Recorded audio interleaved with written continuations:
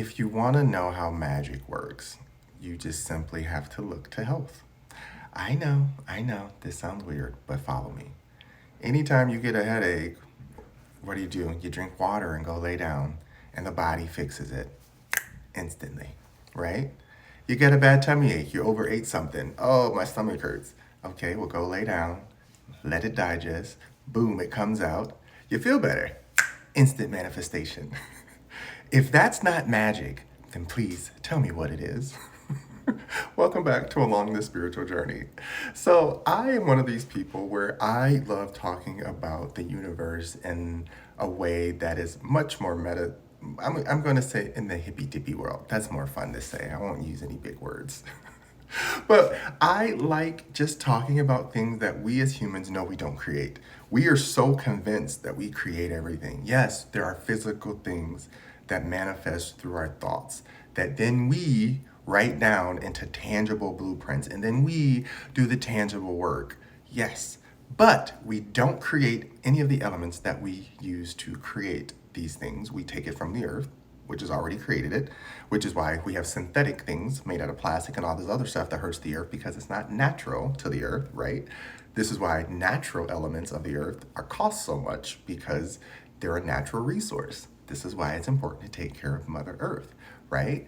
This is magic when you plant a seed in the earth and then out of nowhere, this little seed, this little thing that was hard and doing nothing, you plant into the earth out of nowhere, it sprouts into this huge plant. And then it's planting and blossoming in flowers, and now it has fruit and things that are edible.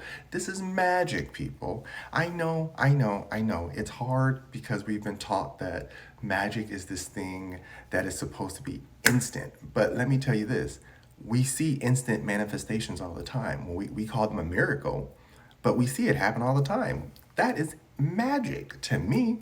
I know a lot of people want to give it different names and they want to give it different terminologies, but at the end of the day, there is an energy that exists beyond us, more than us, bigger than us, smaller than us. It's all parts of us. And all we have to do is play along. We spend so much time fighting magic and fighting our reality that is magical that we then, because think about it this way, someone created our society and then created the structure of society to say, this is how you use your magic. What does that mean? You're born, now you go to school, then they teach you these things to go do this job to create a product for them because that's magic. And they found a way to produce it so that you don't have to because you can just go out and buy it. I don't mind buying my magic sometimes because you know what? It's nice for to order something and have it show up on the door. But I'm also one of those people where I also love to know how to create. I want to know how to actually work with the natural elements of the earth, and I want to know how to take care of myself. So I'm really into healthcare, and I'm really into mental health and physical health and all these different elements of health because I know that we're all going to pass one day, but that doesn't mean that this experience has to be horrible until then. So we learn. In the meantime, we utilize what we have, but we keep learning and giving back. That's when we talk about manifestation. When people say, I manifested this thing, I tried, I did all these. I mean, at the end of the day, you can do chants and you can write and these all work. None of this is not saying it's not real. It's just saying make it a plan. May it be mental, may it be digital, may it be physical with pen and paper. Just make a plan. And as long as that plan is somewhere in the ethers, because remember, we are a part of the ethers. We're breathing in this air. We don't even know where air comes from, but we know we need it. And we breathe it in every day and we don't question it. That's magic. We drink water. We don't really know where water comes from. We say, oh, it rains down from the atmosphere. Okay, great. But where is this down coming from? Can we prove it, prove it, prove it? And then it goes back to the oceans. But they say we can't drink the oceans. What is water? I don't know, but for now it's magic because it keeps me alive. This is the point in my mind of being playful, not forgetting that it's okay to laugh and just be like, be weird, sound weird. You're not always supposed to be perfect. You're not always supposed to sound right to everyone. You don't share every thought with everyone. But the thing about thoughts are, they're a structure that were created from your emotions. And if your emotions are from a place of trauma, that thought's going to go dark. If your emotions are from a place of healed and divine growth, it's going to be happy, happy, happy all the time. Do you get it? This is why I tell people, like, if you go to a city and a suburb, you can see the difference. If you grew up in the suburb and you're happy, happy, happy all the time and you don't see anything that's dark or messed up, you're not going to believe it's real because where you live, it doesn't happen, right? And in the city, you're just living your life, but crazy stuff happens in the city and people just are like a little bit nuttier for some reason. And you telling people these stories and they're like, how is that real? That's not possible. And so you have to know, like, these are different levels of magic. When you're around a bunch of people, there's more concentrated magic, so a lot more happens. When you're further away from people, it takes a little longer.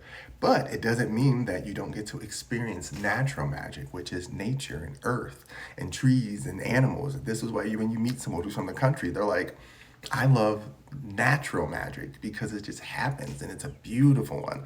Man's magic is cool, but it's so constructive and manipulated, and it always has some weird byproduct that ruins everything.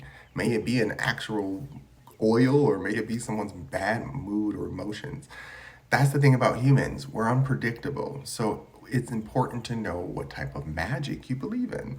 And so for me, I choose to believe in emotional magic, which is saying if I wake up today and I acknowledge my emotions, I can get through this mood a lot faster.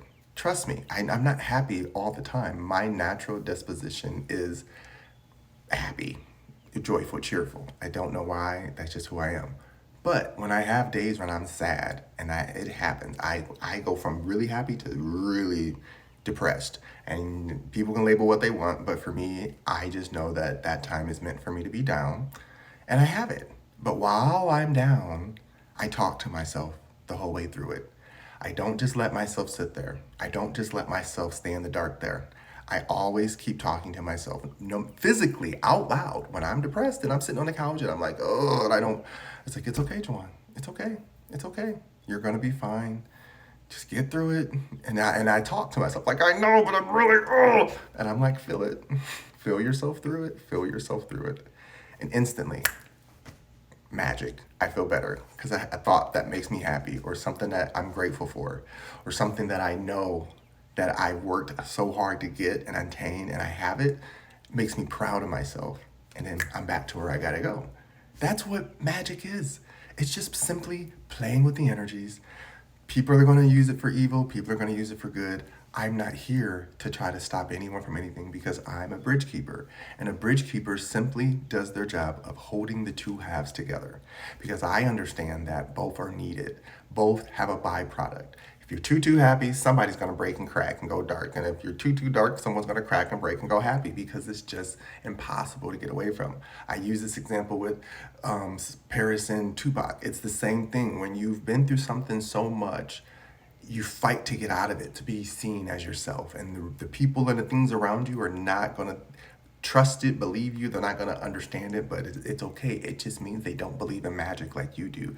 So for all those people like me who believe in magic, do not stop believing in anything that you want to believe in is possible. Believe me, anything you want to believe in is possible.